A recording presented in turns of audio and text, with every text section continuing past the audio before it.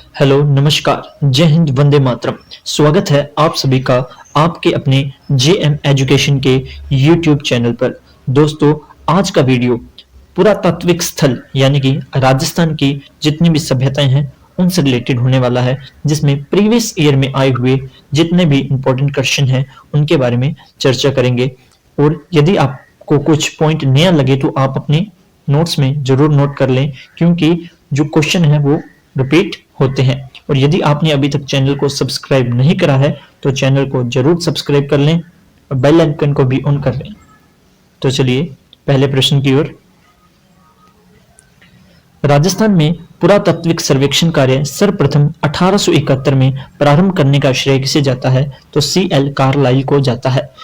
राजस्थान में पुरातात्विक सर्वेक्षण कार्य सर्वप्रथम किसको जाता है? C.L. कार्लाइल को जाता है। यदि भारत में पूछे तो किसको जाता है? ए. कनिंघम को जाता है। A survey work of ancient sites along the lost Saraswati river किसका कार्य था? तो ये ओरेल स्टेन का कार्य था। कालीबंगा उत्तरी राजस्थान के हनुमानगढ़ जिले में किस नदी के किनारे स्थित है? तो किसके स्थित है? घग्गर नदी के किनारे स्थित है, जिसे सरस्वती नदी भी कहते हैं। सिंधु घाटी से अलग एक हड़प्पा उत्खननकर्ताओं द्वारा निम्नलिखित में से किसका वर्णन किया गया है? किसका वर्णन किया गया है? कालीबंगा का वर्णन किया गया है। राजस्थान का कौन सा सैंधव स्थल घग्गर नदी के किनारे स्थित है? तो हमें पता है कि घग्गर नदी के किनारे कालीबंगा स्थित है। किसे सिंधु सरस्वती सभ्यता का एक महत्वपूर्ण केंद्र कहा जाता है? तो सिंधु सरस्वती सभ्यता का एक महत्वपूर्ण केंद्र किसे कहा जाता है? तो कालीबंगा को ही कहा जाता है। कालीबंगा का शाब्दिक अर्थ क्या है? तो हमें पता है कालीबंगा का शाब्दिक अर्थ क्या है? काले रंग की चूड़ियां। खुदाई के दौरान मिली काली चूड़ियों की टुकड़ों के कारण कालीबंगा सभ्यता का नाम कालीबंगा पड़ा था। कालीबंगा सभ्यता को सर्वप्रथम प्रकाश में लाने का श्रेय किसे जाता है? तो किसे जाता है? अमलानंद घोष को जाता है। इसके बारे में थोड़ी व्याख्या से भी पढ़ लेते हैं। क्या कहता है? भी कालीबंगा राजस्थान के हनुमानगढ़ जिले मुख्यालय से दक्षिण पश्चिम स्थित है। ये इंपॉर्टेंट है, आपको याद रखना है। क्वेश्चन पूछा जाता है कि कालीबंगा राजस्थान के हनुमानगढ़ जिला मुख्यालय से कौन सी दिशा में है? दक्षिण पश्चिम दिशा में स्थित है। कौन सी दिशा में स्थित है? दक्षिण पश्चिम दिशा में स्थित है। कालीबंगा की खोज एक इतालवी इंडोलॉजिस्ट लुइग पियो टेसिटोरी ने की थी। 1951-52 में भारतीय पुरातत्व सर्वेक्षण के तत्कालीन महानिदेशक अमलानंद घोष ने इनकी क्या की? पुनः खोज की। तो याद रखना, कालीबंगा सभ्यता की सर्वप्रथम खोज किसके द्वारा की गई थी? लुइस टेसिटोरी द्वारा की गई थी। कालीबंगा सभ्यता में उत्खनन का कार्य कब हुआ?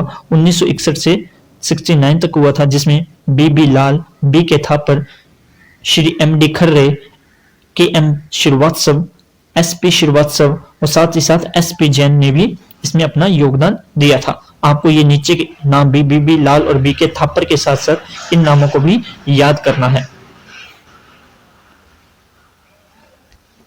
वर्ष 1961 से 1969 की अवधि के दौरान निम्नलिखित में से कौन पुरातत्ववेत्ता कालीबंगा के उत्खनन में संबंधित नहीं है? हमने अभी पढ़ा बी लाल, M.D. खर्रे, बी के थापर, ये तीनों कालीबंगा के उत्खनन से संबंधित थे, लेकिन R.C. अग्रवाल कालीबंगा के उत्खनन से संबंधित नहीं है। कालीबंगा पुरातत्व स्थल की खुदाई में बी लाल के सहयोगी नहीं रहे थे। कौन इनमें से सहयोगी नहीं रहा? हमने M.D. खर्रे का नाम पढ़ा था, S.P. जैन पढ़ा, K.M. श्रीवास्तव पढ़ा, लेकिन A. त्रिपाठी इसके उत्खनन में सहायता नहीं करी थी। प्रोफेसर अमलानंद घोष ने किस वर्ष राजस्थान में कालीबंगा स्थल की पुनः खोज की थी? तो पुनः खोज कब की गई थी? 1952 में करी थी। कालीबंगा स्थल हनुमानगढ़ जिला मुख्यालय से किस दिशा में स्थित है? इंपॉर्टेंट क्वेश्चन है। कौन सी दिशा में स्थित है? तो दक्षिण पश्चिम दिशा में स्थित है। किस एक अभिकरण ने कालीबंगा के उत्खनन कार्य का उत्तरदायित्व संभाला था? किसके द्वारा कालीबंगा के उत्खनन का उत्तरदायित्व संभाला? तो भारतीय पुरातत्व सर्वेक्षण नई दिल्ली के द्वारा कालीबंगा के उत्खनन का उत्तरदायित्व संभाला। अगला क्वेश्चन, कालीबंगा का उत्खनन कार्य कितने स्तरों पर हुआ था? तो हमें पता है कि कालीबंगा का जो उत्खनन हुआ था वो कितने स्तरों पर हुआ था? 5 स्तरों पर हुआ था। कितने स्तरों पर हुआ था?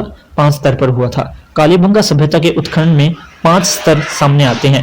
प्रथम 2 स्तर जो हड़प्पा सभ्यता से भी प्राचीन है, पहले के हैं, वहीं तीसरा, चौथा, 5वां स्तर की सामग्री हड़प्पा सभ्यता की सामग्री के समान ही समकालीन हमें मिलती है।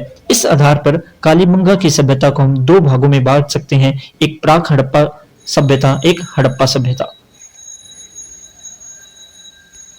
किसने कालीबंगा को सिंधु घाटी साम्राज्य की तृतीय राजधानी बताया है? तो किसके द्वारा बताया गया है? दशरथ शर्मा द्वारा बताया गया है। राजस्थान में सभ्यता के किस स्थल पर सबसे प्रथम बार हल से जुते हुए खेत के साक्ष्य मिलते हैं? तो कहां से मिलते हैं? कालीबंगा से मिलते हैं।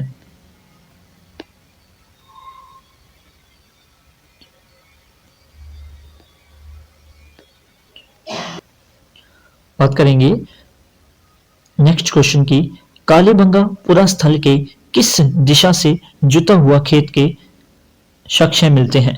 हमने सबसे पहले अभी क्या पढ़ा था कि जो कालीबंगा सभ्यता है वो हनुमानगढ़ जिला मुख्यालय के किस दिशा में स्थित है? तो हमने पढ़ा वो हनुमानगढ़ जिला मुख्यालय के किस दिशा में स्थित है? तो वो हनुमानगढ़ जिला मुख्यालय के दक्षिण पश्चिम दिशा में स्थित है। वहीं कालीबंगा से जुते हुए खेत किस दिशा में मिले हैं? तो यह दक्षिण पूर्व दिशा में मिले हैं। निम्नलिखित में से किस स्थल से उत्खनन में अग्नि वेदिकाएं मिली हैं? तो हमें पता है कि कालीबंगा सभ्यता से अग्नि वेदिकाएं मिली हैं। कितनी अधिक अग्नि वेदिकाएं मिली हैं? तो 7 अग्नि वेदिकाएं मिली हैं। निम्नलिखित में से किस पुरातत्व स्थल पर घरों में अंडाकार कुएं भी प्राप्त हुए हैं? तो याद रखना, कालीबंगा सभ्यता से हमें अंडाकार कुएं भी प्राप्त हुई हैं। ये आप नोट कर लेना अपने नोट्स में, इंपॉर्टेंट है कि निम्नलिखित में से किस पुरा स्थल पर घरों में अंडाकार कुएं प्राप्त हुई हैं? तो कालीबंगा सभ्यता से प्राप्त हुई है। प्राक हड़प्पा युगीन संस्कृति में प्राप्त हुई है तो कालीबंगा सभ्यता। कालीबंगा क्षेत्र में कितनी अग्नि वेदिकाएं प्राप्त हुई हैं? तो हमें कितनी अग्नि वेदिकाएं? 7 अग्नि वेदिकाएं प्राप्त हुई हैं। कौन सा एक कालीबंगा सभ्यता से संबंधित नहीं है? तो हमें पता है कि कालीबंगा सभ्यता से मिट्टी के ईंटों के घर प्राप्त हुए हैं, दुर्गीकृत सभ्यता थी, अग्निकुंड भी मिले हैं, लेकिन लोहे के उपकरण यहां से प्राप्त नहीं हुए हैं। निम्नलिखित में से कौन सा पुरावशेष कालीबंगा से संबंधित नहीं है? हमने अभी पढ़ा दुर्गीकृत सभ्यता थी, अग्नि वेदिकाएं प्राप्त हुई हैं, मृदभांड यानी कि मिट्टी के बर्तन भी प्राप्त हुए हैं, लेकिन शैल चित्र यहां से प्राप्त नहीं हुए हैं। निम्नलिखित में से कौन सा कथन कालीबंगा सभ्यता के विषय में सही नहीं है? तो हमें सबसे पहले मिलता है कि कालीबंगा से ऊंट की हड्डियों के साक्ष्य मिले हैं। हाँ जी, ऊंट की हड्डियों के साक्ष्य मिले हैं। कालीबंगा से प्रथम अंकित किए हुए भूकंप के साक्ष्य भी मिले हैं, यह भी सही है एकदम। कालीबंगा की खोज एक इतावली इंडोलॉजिस्ट लुइगी पियो टेसिटोरी द्वारा की गई थी, यह भी सत्य कथन है। उसके बाद कहता है प्राक हड़प्पाकालीन अग्नि वेदिकाओं के साक्ष्य मिले हैं, यह कथन गलत है। क्यों गलत है? प्राक हड़प्पाकालीन से नहीं मिले हैं, यानी कि हड़प्पा से पूर्व के नहीं, हड़प्पाकालीन के समय हमें यहाँ पर भूकंप के अग्नि वेदिकाओं के साक्ष्य मिलते हैं। विकसित हड़प्पाकालीन हमने पहले बात की, जिसने कालीबंगा सभ्यताएं 2 प्रकार की हैं, एक पूर्व हड़प्पाकालीन, एक समकालीन। तो विकसित हड़प्पा में अग्नि वेदिकाओं के साक्ष्य मिले हैं।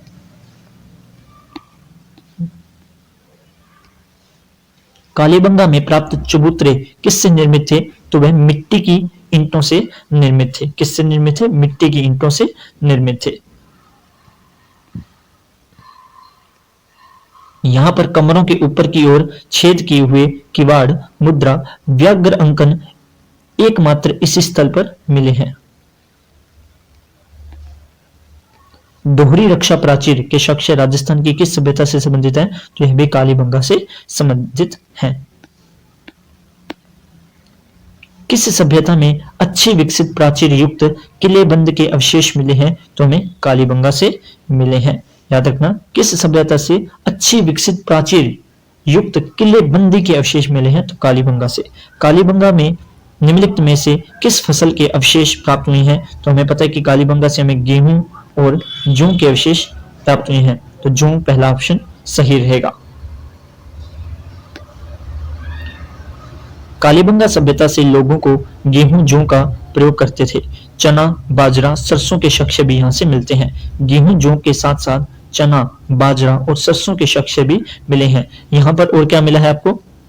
कांसे के दर्पण मिले हैं, हाथी दांत का कंघा, सोने में मूंगे व सीपों के आभूषण भी मिले हैं। सोना, मूंगे और सीपों के आभूषण भी मिलते हैं। किसके शख्स कालीबंगा के पुरास्थल के उत्खनन से प्राप्त नहीं हुए हैं?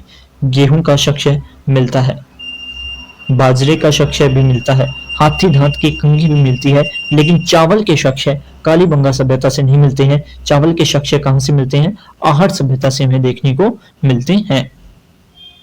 राजस्थान के किस स्थल से प्राप्त मृद मांडों को लाल धरातल पर काले रंग के सुंदर ज्यामितीय डिजाइनों का सजाया गया है? याद रखना, लाल धरातल पर काले रंग के सुंदर डिजाइन। धरातल कैसा? चाहे मिट्टी के बर्तन होते हैं, वो हमें दिखते हैं ना, लाल कलर के होते हैं, उस पर काले रंगों के सुंदर ज्यामिति के डिजाइन हमें कहां से मिलेंगे? कालीबंगा सभ्यता से मिलते हैं।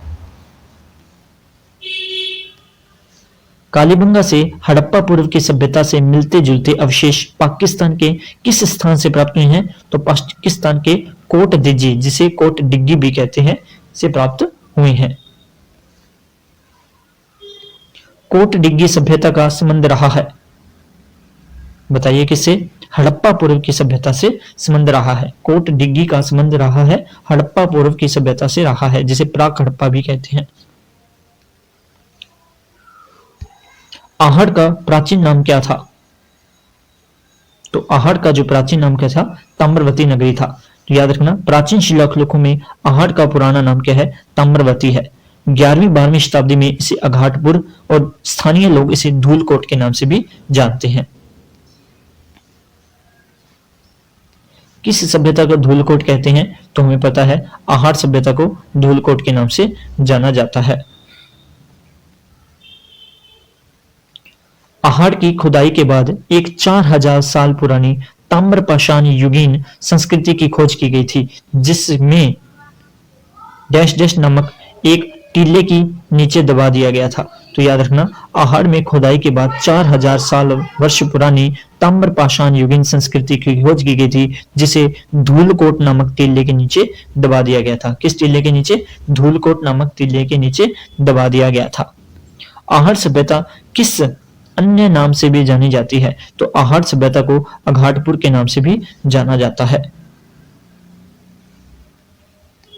निम्नलिखित में से किस स्थल को ताम्रवती नगरी के नाम से भी जाना जाता है? तो ताम्रवती नगरी के नाम से आहड़ सभ्यता को जाना जाता है।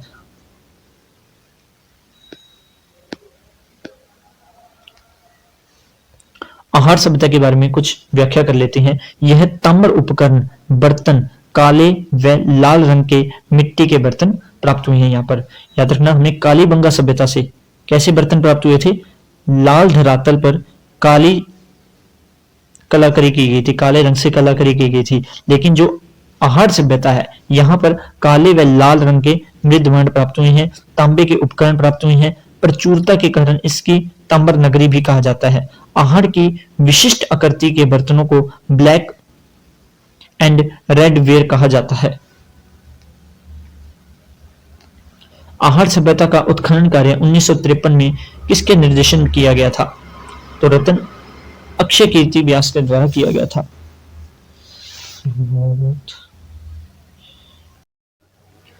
आहड़ सभ्यता की अब व्याख्या के बारे में बात करें तो आहड़ सभ्यता की खोज किसके द्वारा की गई थी? अक्षय कीर्ति व्यास के द्वारा की गई थी। उसके बाद रतन चंद्र अग्रवाल द्वारा भी 1954 में इसकी खोज की गई थी। 1961-62 में हसमुख धीरजलाल सांकलिया के नेतृत्व में इसका क्या हुआ था? उत्खनन कार्य हुआ था। निम्नलिखित में से कौन सा सुमेलित नहीं है? तो हमें पता है कि आहार सभ्यता की खोज किसके द्वारा, अक्षय कीर्ति व्यास के द्वारा की गई थी और एस.पी. जैन इससे संबंधित नहीं है। कालीबंगा अमलाधन घोष से संबंधित है, बागोर सभ्यता वी.एन. मिश्रा से संबंधित है और बेराट सभ्यता दयाराम साहनी द्वारा संबंधित है।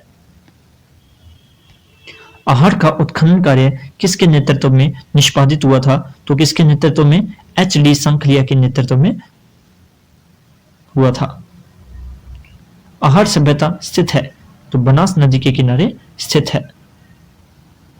उदयपुर के बनास में आयड़ बेड़च नदी के किनारे धूलकोट के नीचे आहार का एक पुराना कस्बा दबा हुआ है, जहां से ताम्र युगीन सभ्यता प्राप्त हुई थी। इसे बनास नदी घाटी सभ्यता या बनास संस्कृति भी कहते हैं। पूरा स्थल आहार से प्राप्त प्राचीन अवशेष संबंधित है, ताम्रपाषाण युग से संबंधित है। जो आहार सभ्यता है किससे संबंधित है, ताम्रपाषाण युग से संबंधित है। राजस्थान की कौन सी सभ्यता बनास, बेड़च, गंभीरी और कोठारी नदियों के तटों और घाटियों में फैली हुई है, तो हमें पढ़ा है आहार सभ्यता फैली हुई है। निम्नलिखित जिलों में से किस जिले से आहार संस्कृति के अवशेष मिले हैं, तो उदयपुर से आहार संस्कृति के अवशेष हमें प्राप्त हुई हैं। किस संस्कृति को बनास संस्कृति के नाम से भी जाना जाता है, तो हमें पता है कि आहार संस्कृति को बनास संस्कृति के नाम से जाना जाता है, क्योंकि यह बनास नदी के किनारे स्थित है। कौन सी राजस्थान की आहार बनास संस्कृति का प्रमुख स्थल नहीं है, कौन सा राजस्थान की आहार व बनास संस्कृति का प्रमुख स्थल नहीं है? आपके ऑप्शन है गिल्लूड़, ओजियाना, बालाथल या लोथल। लोथल लोथल का संबंध आहार सभ्यता से नहीं है।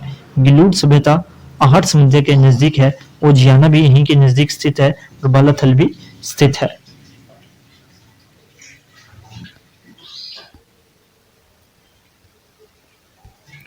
चार सौ वर्ष पुरानी सभ्यता के पुरातात्विक अवशेष उदयपुर के समीप एक गांव से प्राप्त हुए हैं। वह गांव कौन सा है, तो आहाड़ है।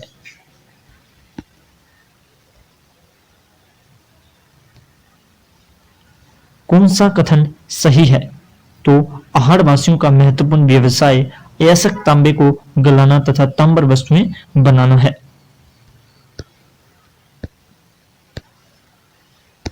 आहार सभ्यता के बारे में सही कथन का चयन कीजिए।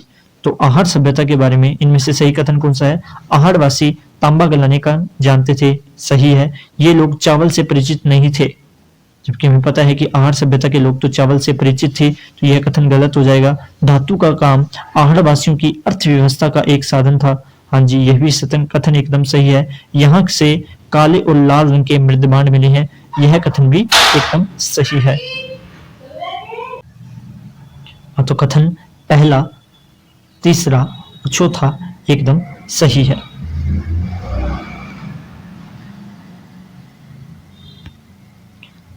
आहार को ताम्रवती के नाम से भी जाना जाता था, क्योंकि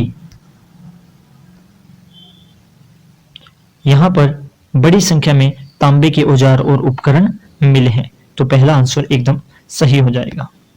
आहार के विषय में निम्नलिखित कथनों में से कौन सा कथन असत्य है? हमें इन सब में असत्य कथन की जांच करनी है। आहार के उत्खनन से मानव जीवन के विभिन्न चरणों पर प्रकाश पड़ता है।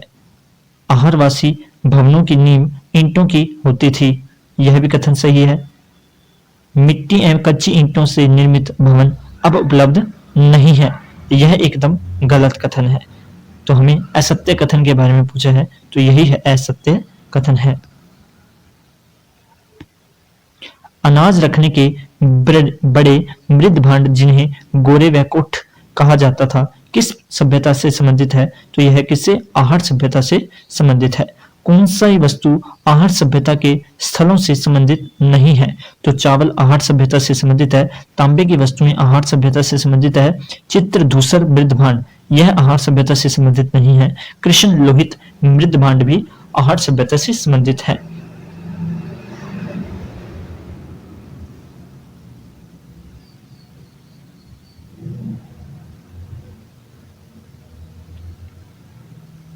राजस्थान में लौह और धातु के प्राचीनतम साक्ष्य किस पात्र संस्कृति से प्राप्त हुए हैं? राजस्थान में लोहे और धातु के प्राचीनतम साक्ष्य किस पात्र संस्कृति से प्राप्त हुए हैं? तो ये हमें काले और लाल रंग के मृद भांड की संस्कृति से प्राप्त हुए हैं। काले और लाल रंग की मृद भांड वाली संस्कृति का प्रमुख केंद्र क्या है? तो आहड़ सभ्यता है। उसके बाद बात करें आहड़ को किस संस्कृति का प्रमुख केंद्र कहा जाता है? तो आहड़ को किस संस्कृति का काले लाल मृद भांड का प्रमुख केंद्र कहा जाता है? कौन सी फसल आहड़ का प्रमुख उत्पादन नहीं होता था? तो गेहूं का होता था, चावल का भी होता था। यहां पर ये ऑप्शन ये भी गलत है और जो भी गलत है। पढ़ लेते हैं। आहड़ सभ्यता में गेहूं, ज्वार और चावल खाद्यान्नों के रूप में उपलब्ध थी। आहड़ के उत्खनन से प्राप्त कौन सी सामग्री बाह्य संपर्कों का संकेत देती है? तो आहड़ के प्राप्त लैपिस लाजुली सामग्री जो है बाहरी संपर्कों का संकेत देती है। दो मुंहों का चूल्हा बहुत प्रकार के बर्तनों के साथ सिलबट्टा व पेन निम्नलिखित में से किस स्थान की खुदाई से मिले हैं? तो यह भी आहड़ सभ्यता से प्राप्त हुई हैं। आहड़ संस्कृति के लोग निम्नलिखित में से किस धातु से परिचित नहीं थे? तो आहड़ संस्कृति के लोग चांदी से परिचित नहीं थे, तांबे से परिचित थे, लोहे से भी परिचित थे और टीन से भी परिचित थे। तो इसी के साथ हम आज की वीडियो को समाप्त करते हैं। यदि आपको क्वेश्चन अच्छे लगे हैं तो वीडियो को लाइक करें, सब्सक्राइब करें और आने वाली वीडियो के लिए बेल आइकन को ऑन कर लें। धन्यवाद।